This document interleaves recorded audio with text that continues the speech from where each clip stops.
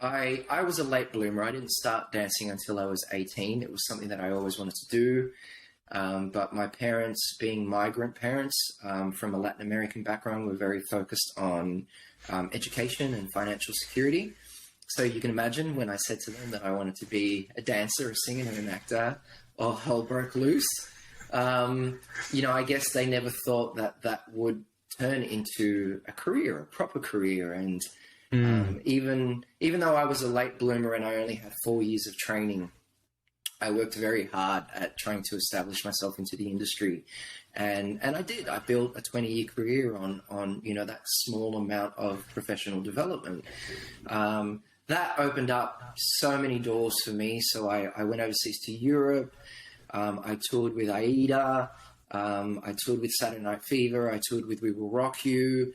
I came back to Australia. My first show here was 2010. It was West Side Story. And from then I went on to do Chorus Line, The King and I, The Lion King, Aladdin, In the Heights, King Kong.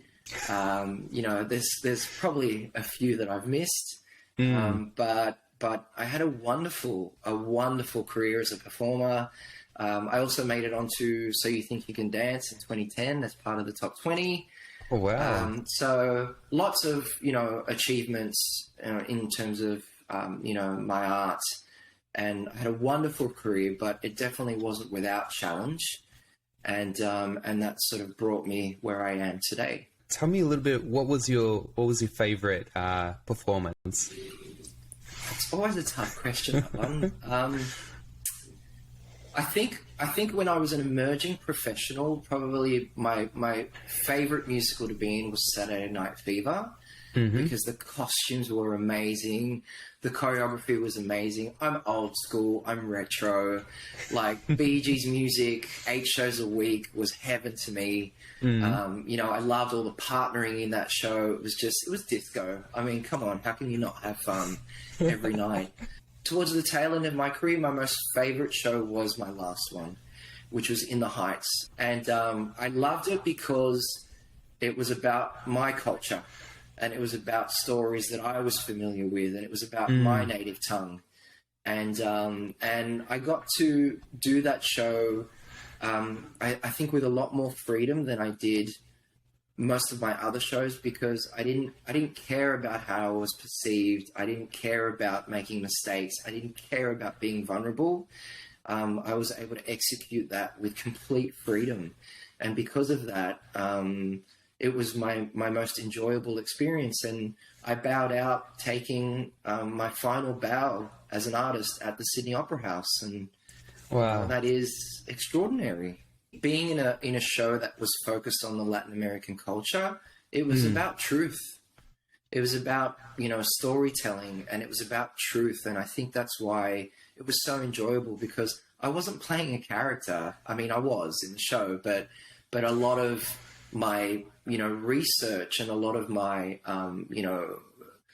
a lot of what I dug into was my lived experience, being Latin American, growing up in a Latin American community in Australia, speaking Spanish at home. I could relate to so much of that. And I think because of that, it was a very, very authentic experience. It's so unfortunate that the arts don't get as much recognition unless you're at the upper echelon of the performing arts. You're an actor, you're raking in millions. There's so many other disciplines that people have to kind of juggle just to become a performing artist. Did you find that that's a struggle that a lot of people do have when they're balancing the performing arts and another job and all this other stuff they're trying to do to just get into auditions and make it into the next best thing? What's been your experience? Yeah, it's challenging because you're trying to survive, but you're also trying to thrive with this passion that you have. And it takes a while. It takes a while before that can be the dominant feature in your life. I've been fired from many jobs.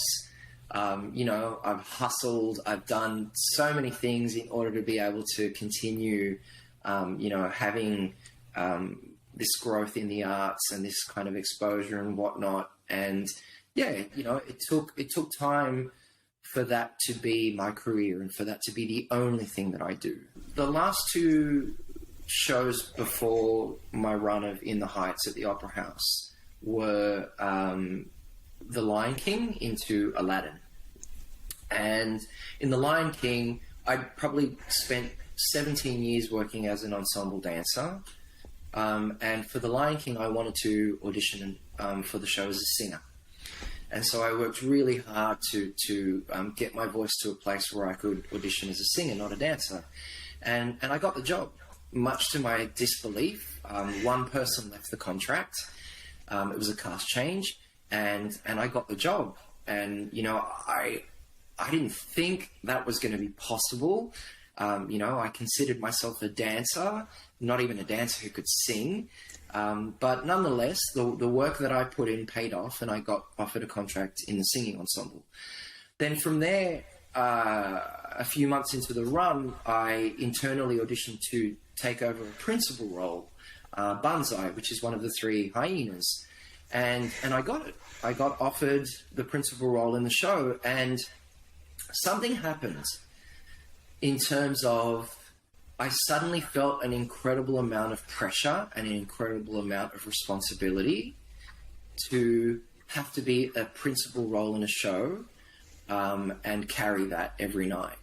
And so I ended up becoming my worst enemy. So, you know, I started a lot of negative self-talk, a lot of anxiety began, a lot of imposter syndrome began, a lot of self-doubt. And it crushed me. It broke me, to be honest with you. I think I was at the deepest pits of my despair on that contract. I would disappear after a show, and I would go home and I would go into a cocoon and ruminate on everything that I felt had gone wrong, and everywhere where I had disappointed myself and disappointed the audience. And that became really, really overwhelming, and it got really dark. So I ended up having to reach out for some psychological support, and I met a psychologist who was an opera singer. And when I walked into the room and I could unpack to this person just how much my identity was tied into my voice, how much my worth was tied into my voice, and how much I needed my voice to do what I needed it to do, to get that understanding and that kind of empathy was life-changing. And so a part of me was like, wow, this is what I want to do. I want to be that person that can welcome someone into a room and go, I understand your journey. I don't know it completely, but I can empathize, and I can hold the space with you, and I can share the space with you, and I can share some of your pain and help support you and help you flourish. And so that got me curious about working in mental health, and the rest is history. That's so powerful that this one person was able to create that atmosphere for you, where you were able to almost want to adopt that way of helping other people. Because I mean, it often happens like that, doesn't it? When we're right in the pith of our despair, that things become a bit more lucid, so to speak. Would you say you are more passionate about helping others than you were about performing in the past? Well, that's a really good question. Am I more passionate about it? I think it serves who I am today more. How do I explain this? There's a lot of pressure that comes with being in the arts, and there's a lot of pressure with doing what we do. And as I moved from The Lion King into Aladdin, I realized that the effort reward was no longer in balance. And so in Aladdin, the effort that it took to set foot on stage, the effort that it took to take over a principal role as an understudy, the effort that it took to be in that environment and to show up on stage and give 100%, just wasn't the same. You know, it came at the cost of my well-being. It came at the cost of my mental health.